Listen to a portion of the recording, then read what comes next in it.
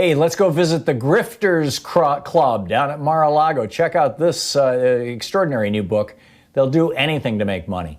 Check it out, leave your comments, ding the bell, share it with your friends, and subscribe to our channel. There's a new book out, The Grifters Club, Trump, Mar-a-Lago, and the Selling of the Presidency by Miami Herald journalist Sarah Blaskey. It's just an extraordinary book. Sarah's Twitter handle is, well, actually, I don't have it here. Sarah, welcome to the, oh, here it is, Blaskey_S. Sarah, welcome to the program. Tell us about the Grifters Club. What inspired the creation of this book? Well, thanks so much for having me. So what inspired this book was finding ourselves as local journalists living in the backyard of the White House. No South Florida journalist thinks that's going to happen to them. We all think, the White House is in D.C. I think that's a pretty obvious assumption.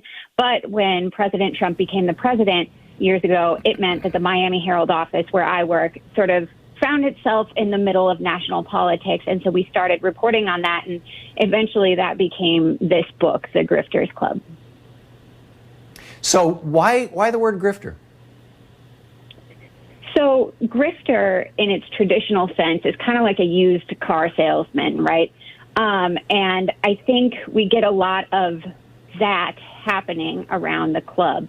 But also beyond that, in its colloquial sense, the term grifter is someone who just sort of oversells what they actually have to offer. And when we started digging into Mar-a-Lago, what became clear quickly is those big ticket corruption items that everyone was looking for. This someone whispering into the ear of the president, well, it can happen and it does happen at the club. That isn't the norm of what happens. Actually, the norm of what happens is people sort of overselling the kind of access that they have to the president and what goes on there. And I think that is the bigger idea that we get at in this book is there is influence, there is the potential for corruption, but beyond that, there are all of these mini businesses and brands that are being built around this club, which, as we know, President Trump calls the Winter White House from time to time. So to restate, we're talking with Sarah Blaskey, the journalist of the Miami Herald and co-author of this new book, The Grifters Club, Trump, Mar-a-Lago, and the Selling of the Presidency.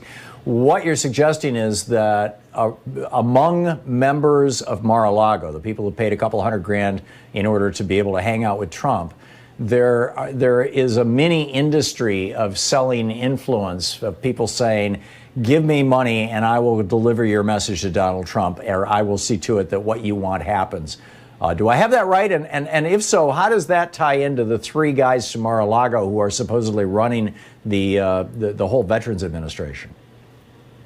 So those three guys that you're talking about, Ike Perlmutter in particular, the chairman of Marvel Comics, that's a little bit of a unique situation. I don't want to say unique, actually, but that is less common than the other situations I want to talk to you about. And it is clear that Mr. Perlmutter did have influence, was a very trusted advisor of the president, is a very trusted advisor, and that is through his club membership.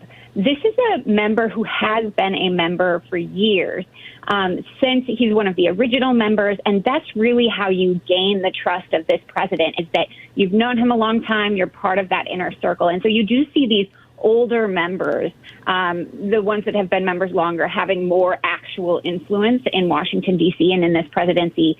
But more common, the newer members who have paid these big ticket, for these big ticket entry fees, don't know the president as well. And so I wouldn't say that they're advertising, hey, I will get you in with the president.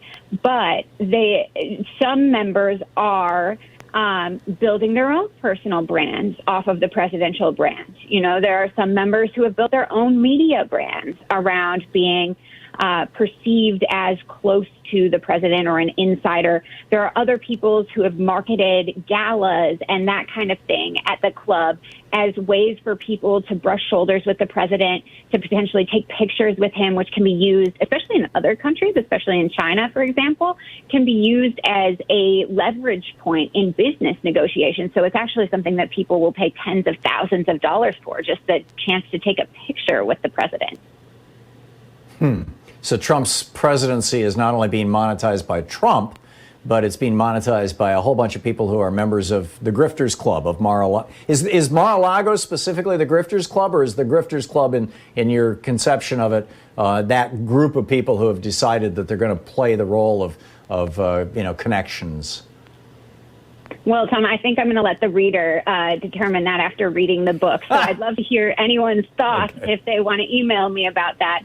But I do think it's a concept that we should be very clear about, that there are all kinds of people wheeling and dealing, and some legally, some perhaps not, all around the president, and that this is a unique situation.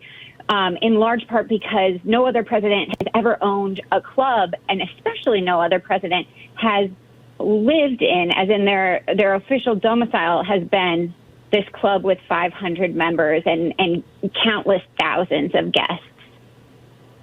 Right. So it occurs to me, Sarah, that a legitimate, honest president, Barack Obama, for example, would not be afraid of taking into his confidence or bringing into his inner circle people who he had no idea who they were. Let me rephrase that. Who he had never met. He didn't know personally, but he did know that they were competent. In other words, Obama would bring in somebody to run HHS who he knew how to run HHS, whether he knew them or not. But Trump seems to be only bringing people into his circle, or largely bringing people into his circle, who, and I think your book highlights this, who he has had long relationships with, who he can trust. Isn't that a cardinal characteristic of organized crime? Isn't that what mob bosses do? Well, it's true that this president is one that cares a lot about loyalty, and that loyalty to him and the idea that he is celebrated as an ultimate leader of this group, which is generally his family first and then his closest friends, who some might call sort of extended parts of the Trump family. It is true that those are the people that the president turns to, and often those are the people, and it's in the book, those are the people who actually physically sit in the tables around the table he sits at Mar-a-Lago. So if you were to walk into the dinner or the dining room at this club, and the closer you get to the president, the people that you see closest to him sitting around are going to be those family members, or might as well be family members, the trusted old friends. And what's interesting, I think, is that some of these old friends, the people that he trusts the most, aren't all Republicans. Some of them are longtime Democratic backers. And so this is a president who, above all else, above ideology, above policy, will turn to old friends and family first for any sort of advice, for bouncing ideas off of. And you see that most at Mar-a-Lago. Yeah, well, Donald Trump was a Democrat and registered as a Democrat. His kids were all registered as Democrats. He's sent two checks to Kamala Harris. He's sent 7 checks to Joe Biden. I mean, before 2015, when he decided he was going to run this giant grift on America and pretend that he was a presidential candidate in order to get a raise out of NBC, he was a Democrat, too. It's bizarre. Sarah, we just have 40 seconds left before we hit a hard break here. What's the number one takeaway you want people to get when they read your book, The Grifters Club? I think people really need to get a sense of this president, and that it's not about policy. This president is the ultimate maitre d'. He's the ultimate club owner. And you can explain any of the apparent contradictions of this president through that lens. So doesn't wear a mask, but is a huge germaphobe. Well, his party guests, in this case, the voter base of the Republican Party, don't want to wear masks. So the germaphobe in chief isn't going to wear a mask either. He always plays to his crowd. He's incredibly good at this. And this is something I think we should watch going into the election. Remarkable. Sarah Blaskey, the new book is The Grifters Club, Trump, Mar-a-Lago, and the Selling of the Presidency. It's absolutely brilliant. Sarah, thanks a lot for dropping by.